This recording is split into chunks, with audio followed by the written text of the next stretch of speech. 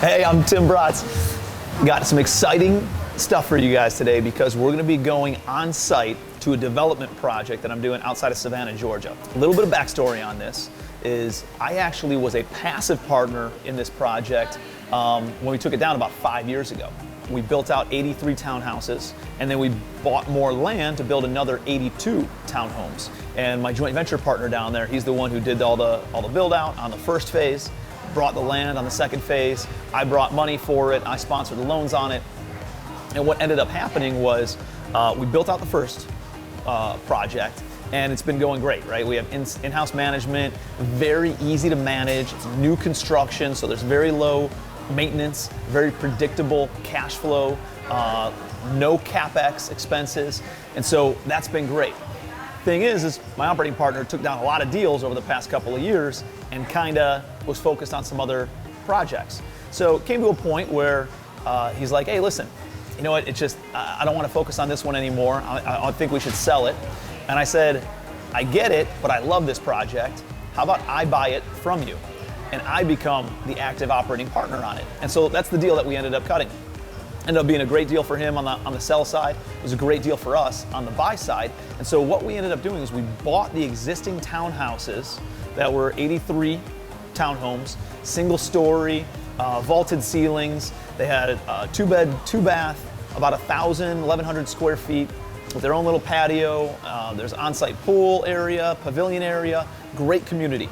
A mile down the road, we have another 82 townhouses that are not yet built, but we own the land. All the land is improved, all the streets are in, all the electrical's in, all the plumbing's in an existing townhome community. It allows us to go in there and just go ground up pretty quickly and build these last 82 townhomes. What I love about this project is that it has both a new construction element that has higher upside to it, along with very stable existing new construction projects. So let me give you an example. The 83 townhouses that are already built, they're fully occupied.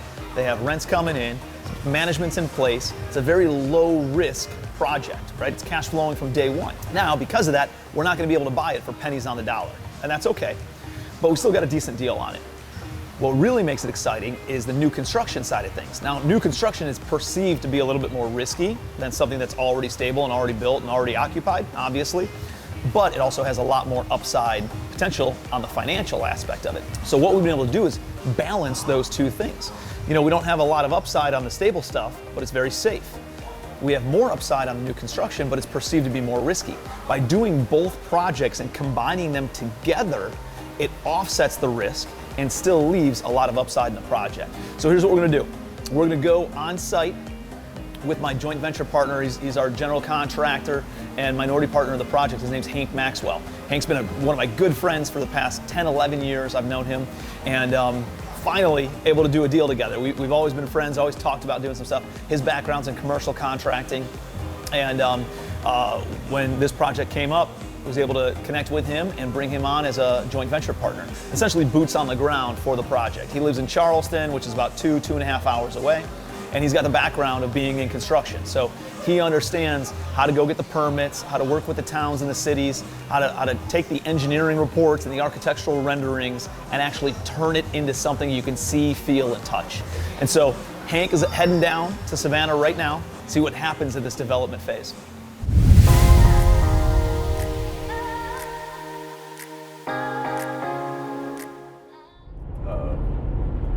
Right lane is blocked ahead.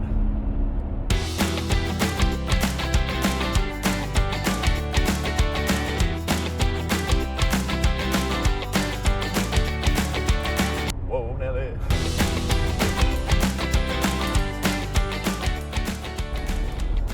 Hey guys, good morning. On our way down to Georgia to take a look at a project that we have coming up. Meeting with an architect today to go over final details on our drawings so we can get our final construction drawings in, get them to our subcontractors for final pricing. The project that we've got going on, and it's near Savannah, is single family, 1,100 square foot townhomes. It's a total of 82 units with a total of 18 buildings, super excited to get this off the ground. I think it's going to be a great project. We think that we are going to have, trying to direct here. So the city that the project's located in is in Rincon, Georgia, which is about 20 minutes north of Savannah. A lot of people live in Rincon and commute into Savannah. So this property that we have has already got all the utilities in place. Water, sewer, roads are in place, curb and gutter is in place, all the pads are set, ready at elevation. We just need to go in and start construction. I don't have any chapstick. When putting budgets together on this project, we went to all the local subcontractors to get pricing. And working with local subcontractors, we feel as though obviously we're helping this area out, helping the community out by using local guys. Everybody that we've talked to in this area seems willing and ready to get started on this project. All the guys that we have met with and talked to already seem as though that they are good guys to work with. We're excited to work with the guys that we have lined up right now. And again, trying to get all of our drawings together so we can make sure we've got everyone's scope included or covered for our pricing. So in getting pricing together for this project, one issue that we are dealing with are increase in material cost. One of those being lumber. Lumber has increased. It's actually more than doubled over the last 6 or 8 months. And so having a budget for a project and making the numbers work, you almost have to get very creative with how you turnkey subs, how you buy materials outright yourself, how you just pay for labor. There are a handful of different ways that you can either save yourself money. It might take a little bit more time on your end to facilitate getting the materials to the project or to the job site, but also we have noticed HVAC equipment, like the material and components that make up HVAC equipment have actually gone up, as well as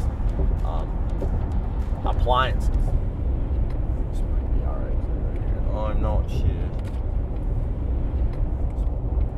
But one other way that we are working around material increases is, and also not knowing what this year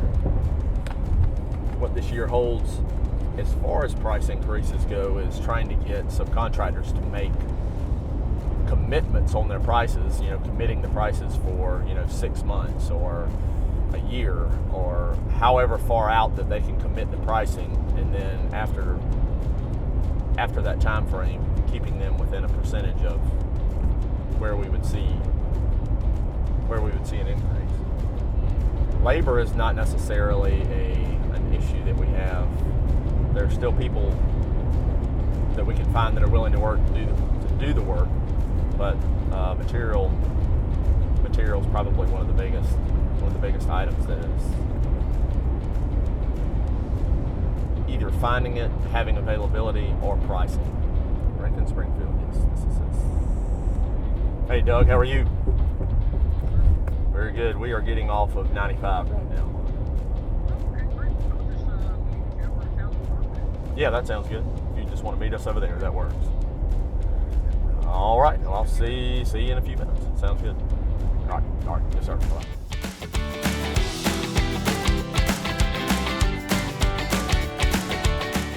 Starting at those 2 units that are going to be up here on that side street, and then work this way.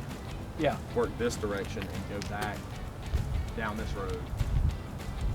And then stop at that end, because as you get done and people live down here, we're still working down here, and as soon as we're working down here and people are moving in, we can go out this way.